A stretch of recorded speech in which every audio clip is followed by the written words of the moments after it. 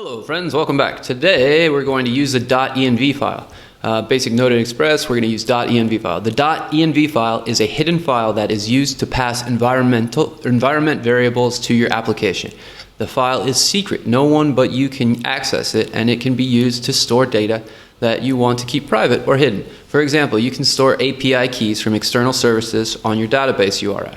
What does this mean? Say you get a Google Maps API key, and the Google Maps API key lets you make 1,000 requests for free, but on 1,001 you have to start paying for it. You don't want just this to be out on the overall internet, because maybe somebody who needs to make a ton of API calls and they just need they don't want to pay for them, they might do that and like run up a bill for you for APIs or something like that. You can also use it to store configuration options. So you could use, like, we use this to store the port that we use sometimes like that. And these files are invisible. They won't show up on our GitHub system here if we do it right. By setting up configuration options, you can change the behavior of your application without the need to rewrite some code. The environment variables are accessible from the app as process.env.var name. The process.env object is a global node object, and variables are passed as strings. By convention, the variable names are all uppercase with words separated by underscore. The .env file is a shell file, so you don't need to wrap names or values in quotes. It is also important to note, okay, so it's a shell value. So what does that mean? That means that you would write a variable like API key is equal to whatever, right? And so it's a shell variable. This is how we write our env file. It is also important to note that there cannot be space around the equal sign when you are assigning your values a variable. So API key, for example, it would not be like this. It would be like this. That's how you would write in an env file. Usually you will put each variable definition on a separate line. Let's add the environment variable as a configuration option. So we want to store the variable message style is equal to uppercase in the .env file. Okay. Then tell the get JSON route handler that you created in the last challenge to transform the response object's message to uppercase if process env message styles equals uppercase. The response object should become message, and then they should be capital JSON. Interesting.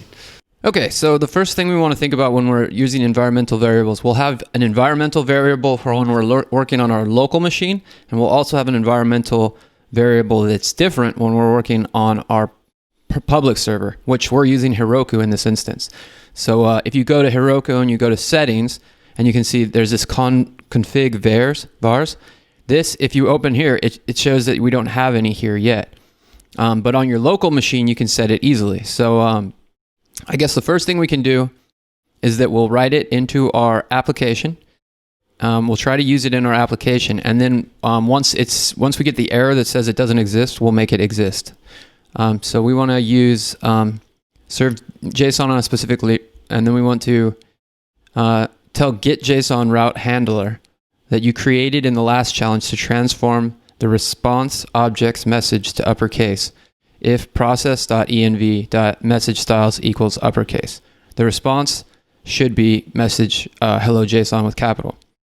So we want to use JSON on a specific method, use env file to configure the app. Okay, cool. So usually we'll put the variable definition on a separate line. So yeah, what we want to do now is say if process, so yeah, we're just going to write a statement. So we'll say, I might just comment this one out later, but let's just go app.get, and then for our path, it's going to be /JSON. So they're going to request the same thing, and we're going to go function rec res, and then within here we can go res.json. Well, actually what we can do is say, instead of going res.json, we're going to say if our process, right, if we're .env, which means we're looking towards the environmental variables, and we set one that's called message style, is equal to, what we're going to set it to is uppercase, Then we're going to go res.json. And then within here, we're going to return the message. And then we're going to say, hello, JSON. So that's the if statement. But then we want to say else. If we don't do that, then we're going to do the exact same thing, but not capitalized. Now, ideally, in the future, you'll want to use .capitalize or .to uppercase in order to make these all work. But for this purpose, we're really trying to learn about environmental variables rather than how to write succinct JavaScript. So instead of hello JSON, you want it to say hello JSON. I think it's actually just JSON. So this is what we wanted to do. So once we run this, I'm going to comment this code out now because I think this would pass. Okay, so if I save my app, and then I come back over here, you can see I'm in the boilerplate project. And I'm actually going to run the server in a different panel. So in the terminal, I'm going to press Command T, which opens up a new window. And then in the new window, I'm going to say, you can see that it's in the same folder. I've got all our projects in here, and it's in this boilerplate project folder. And so now what I'm going to do is npm start. And that runs my local server. You see we're running our hellos twice, and then we've got the app routes set. And so what we can do now is go to the localhost 3000, and we get our main project, but we want to go /JSON to test our thing. Cool. And so I think what's happening now is it says if process.env.messageStyle, that is coming to undefined. And so therefore it's not running this. And so we just get the message JSON. Okay, so we're not getting anything from process env JSON. So what happens if we were to just console.log that? And so let's see what that is, the message style. I'm just doing the message style. I'm only writing in here just so it's easy to see in the console. So if I save this, I come over here, stop the server and reset it, npm start, and then I come back to here, I'm refreshing on the local. And we see we still have the lowercase. And we've got an error in here, log error, invalid arguments passed to console log. Cannot read property toString of undefined. Okay, so this is still running to undefined. So process.env is publishing to something, but it doesn't have the message style in there. And so one thing that we need to do is actually install npm.env to our application. I'm not exactly sure. Maybe in the glitch version, they have this already installed for you. But this is going to be kind of we're going to cover one of the older lessons that we learned when we did from managing packages, how to use package JSON. We're going to add a package to this guy. And so one way that you can do it is you can just get to your packages file, and you can say in your dependencies, you can add the one that you want in there. Or you can say npm install.env --save. And you're going to see, so I'm going to cancel this. Oh, look, message style came out, and it actually shows that we were getting undefined. Okay, so what we want to do is install .env. So instead of writing the dependency in here, I can just go npm install.env.save. And then you'll see that it pops up here. So it basically is an automatic way to add dependencies. And so now I want to go npm install. So because we've got it in our package JSON, we don't have it in our package lock. So now I want to go npm install. Now that copies it over to package lock. So now if I look for it, you'll see that it's here. So now .env is there, which means that our package now contains it and it's been installed. So if we now go npm install, we'll see, npm start, meaning start the server. Then we come back to this guy and we refresh the page, and we're still getting an invalid one. So I looked at the documentation, npm install.env. We did that, but then it says, here's your usage. As early as possible in your application, require and configure the .env file. So here we say require and configure. And so this needs to happen on each page in which you use this. And so we can come back over to my app, and then as kind of per usual, you want to add the require statements at the top. And so now we have require.env.config up here. This just makes it so that we require this process to be run before we start our route application. So we require.env.config, which sets it up so that we're utilizing this tool set in here where we have process.env. And so now if I come back to here, refresh the page. Oh, with these, you have to stop the server and then restart. So I cancel the server, npm start, and now we see we're listening on port 3000. So I refresh the page here. And it's still not working. So I'm going to cancel this npm install. We did that.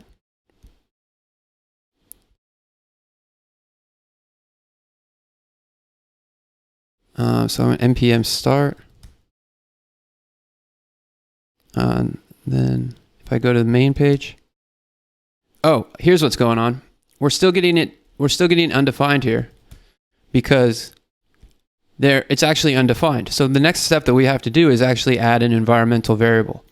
And so if you look at the instructions here, it says you want to create a .env file in the root directory of your project. Add environment specific variables to this in the name value section.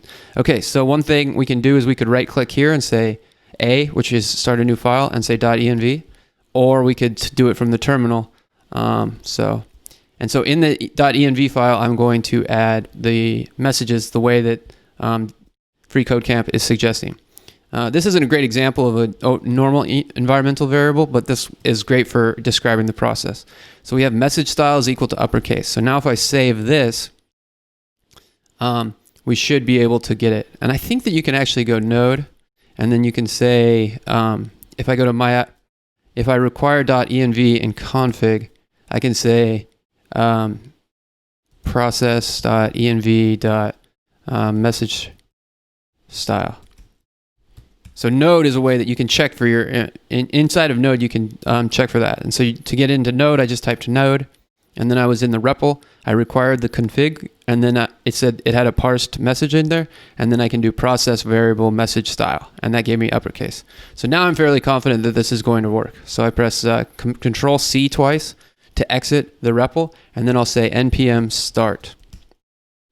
And so now we're listening again, and we can test this application again. So if I come here and I refresh the page, you'll see that now when we console.log out the process environmental style, the message style, we see that it shows up as uppercase here, and then you'll notice our JSON has the uppercase there. And so what we're doing is we're accessing the uppercase from the style here. Now this works fine for in development. Now we have a functioning environmental file, environmental variables that we can pull on. But how do we get it to work in terms of in production? Well, the way that we do that is let's see here. If you go to Heroku, with your server set up, this was where my server set up. So this is the frozen ocean. This is where it is. If you click to the settings tab, it has config variables here. And so I'm going to leave these empty for now, and then we'll just push our existing code up. So I'm going to say get status just to check. It looks like I've updated a package, and if I go get diff, I can see the differences in the code. So I've commented out this code, and here I've added a new bit of code that has the message style in it, and then in the package lock's been updated with the new preferences. It actually looks like it's updated. Oh no, it's just moved express. Okay, cool. So now what I want to do is push this to our production server, meaning I want to push it to Heroku. So I want to say git add. So I'm adding all the changes. I'm saying git commit add.env package and connect it to my app. So now I'm going to say git push Heroku head master. Cool. And so what this is doing is it's pushing this code to our production version of this application. And right now, because we don't have the env file in here, I'm actually expecting this to fail when we test it. And so here I've got, I can, right now if I scroll to the top, I can click the more button and say view logs and have the view logs window open. And then this is the production, this is actually what you're getting on the production app. And so here it says, okay, state change from starting to up. So that means that we have a running one. So if I go to our app /JSON and I type it, you'll see that it does the lowercase version. That means that it's not reading from the environmental variables. if we come here, we can see that we're getting an error. The invalid argument passed to console.log cannot read property toString of undefined. So that means that our environmental variable is not set up. You see, if our message style console log is coming through in the production server and it says undefined. This is not a problem with the application necessarily. It's a problem because we don't have the configuration variables installed. So here's the instructions on how to do that. If you Google how to install node variables with Heroku configuration, you'll end up with this. And so it says you can Heroku config -get, you can get the variable. So if I go in here, I can say Heroku config get, and then I could say message style, right? Because that's what we want, this environmental message style. But right now it'll render out probably undefined, I think. So yeah, it's undefined is blank. So what we want to do is set one. And so we say Heroku config set. So we're setting it, and we want to say message style, and we're going to set that equal to uppercase. Okay, and so before I type enter there, I'm going to go back here to our settings tab, and we see these are our config variables. Another way you could do this is you could type message style in here, and then you could say uppercase. This would do the exact same thing. This would just add it here. I'm just going to do it for now. I'm going to do it in the terminal. So we're going to set this message style via this terminal here. And so now it's there. So now if I refresh this page and we come back down to the reveal config variables, you'll see message style uppercase. So this is the way you do it in the terminal, but you could also just say, you can delete it here and just say message style, and then just call this one uppercase. These are how we set the environmental variables. And so now I don't even think we need to restart the server, because now this environmental variable will be available. So now if I come back over here and refresh the page, we see that it's capitalized. And if we search out the logs, we're seeing that instead of rendering an error when we ask for process.env.message style, we're actually just rendering out uppercase. And so our application is able to understand that. So now we have set the configuration variables for our production app here, but then we also have them saved locally here, which is great. One thing I want to make a note of is when you do it locally and on production, you want to update your get ignore file. If you don't have .env in your get ignore file, then you have a problem, because you'll be publishing your environmental variables to your application history, which means that anybody could come in and look at the history of your application and get things that maybe would be sensitive, like API keys to hosting providers where you pay them like a monthly bill or something. Someone could go in there and learn your environmental variables and then use those for their own thing if that was something they wanted to do. So if you don't have this in your get ignore file, then that's something you want to add at this point. So yeah. And so now what we want to do, it seems like we've got everything working. If I copy this and I run it over to our initial phase right here, it says, okay, the response object should become message hello JSON. And so I can paste this here. This is actually the thing that I was hung up on the last one. You don't want to pass in the /JSON. You just want to pass in the root domain of your application. So I can say I've completed this project, and I think it should be successful. Okay, not successful. So let's see. We might just need to be doing this differently. Doing it like this is not the best way to do this. What we want to do is just change the message, the JSON response based on the environmental variable. So I'm just going to get rid of the console log. I don't think we need that anymore. And we can just go, let's create a JSON response variable. So we're just going to say var JSON response, and we're going to set this equal to, message. And then that's the key, and then the value will be hello JSON. So this is going to be kind of like the default value. And we're going to say if, I'm going to just get rid of this, if the process, well, I'll just copy it for now. And I'm just going to say if this thing is equal to uppercase, if our environmental variable is equal to uppercase, then we're going to say the JSON response dot message is equal to JSON response dot message. So that's going to come to be the hello JSON dot to uppercase. And then what we can do is, instead of having the if condition and multiple JSON responses, we can just have this JSON respond with JSON response. And then we get rid of this else statement as well. And so yeah, obviously this is a little bit cleaner and I mean, it even reads a little bit better. I want to just run this over to the node console real quick just to see if that works. First off, we set the JSON response. So JSON response is equal to that. And then we have our process env file. We need to require this guy first in order to have access to it. And then we can say if this, then JSON response to uppercase, and then we close bracket. So yeah, our JSON response becomes that. And so when we pass in JSON response, we'll get the message of hello world. So yeah, I think that this might pass the test. So I'm going to exit out of here, but this might pass the test a little bit better.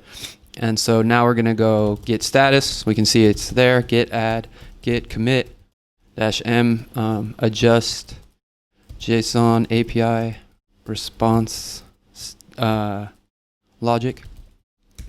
And so now we can just say git push Heroku head master. So we're pushing the code that's on this local machine to the production server. And again, we come over here, we can watch the production server. The build has started. Right now we're sending all this code up to the thing. If we check, we can see that our environmental variable, reveal environmental configurations, our message style is there. And now we've started the server. And if we were to come to the response, if we refresh this guy, we're getting the right response. And so now if we say I've completed the challenge over here, it's good. So yeah, there was something going on with the way that it was done. This is a more clean way of doing it anyways. The cool thing about this is that you could configure this to be able to receive information as well and respond with a to uppercase if that's something you wanted to do. But yeah, that's how the environmental variables. Again, saying a message style to equals uppercase is not something that's actually going to be the type of environmental variables you have. Your environmental variables will be things like your API keys. And sometimes if you're using like an Amazon Web Services bucket, that your API key means a direct connection to a thing that you're paying for, so you're using it and your credit card is being charged for it. You want to keep those sorts of things secret, and that's the kind of stuff that you put in the environmental variables. There's all sorts of security reasons for doing environmental variables. This is just showing you the mechanics of having an environmental variable and adding it to an application. Understanding how to require the configuration there, and then understanding the file that you have it there.